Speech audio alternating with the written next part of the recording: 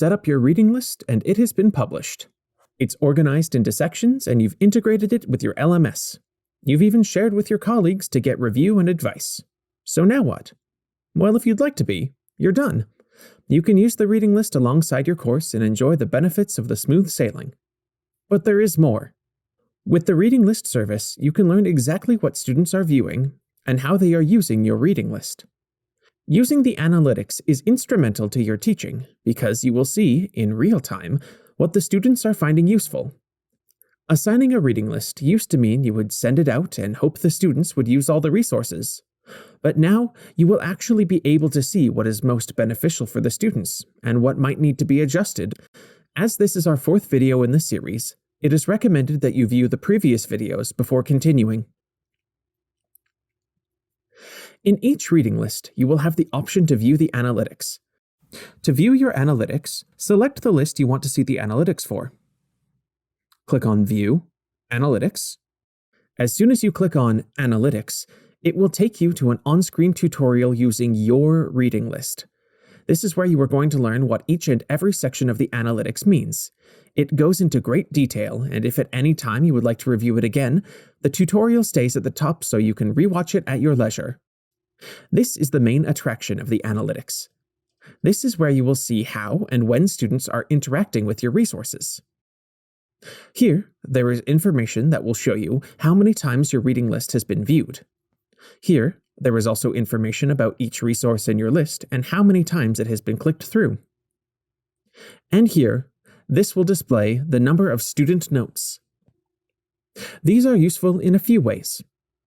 If you know that students are using your reading list, but the numbers are still showing up as 0, allow this website in your pop-up blockers. It may be blocking certain information from getting into the analytics of the reading list. If you're noticing that a recommended article is getting a multiple of clicks, but a required article has only 1 or 2, maybe consider doing a shakeup of your materials. I know you want to provide students with resources that you feel will help them in your course, but it may be the time to make some cuts. That doesn't mean the resource isn't wonderful, it's just not helping students in your course. If this is a resource you could never dream of giving up, but it's not getting interaction, maybe there are alterations to your course that need to be made to feature this information more. How can you make this article more invaluable in your teaching? Students have the ability to categorize resources in your reading list into 5 categories: won't read, will read, undecided, have read, and reading now. This is another way to learn just what your students are finding helpful. While you can't go in and change what they are saying about the resources, you can use this information to help you in your teaching practice. It is just a quick and easy way to view what students are interacting with without having to ask them. Encourage your students to use the annotations in your reading list. While you will be able to see that notes are being made, you will not be able to see what the notes are.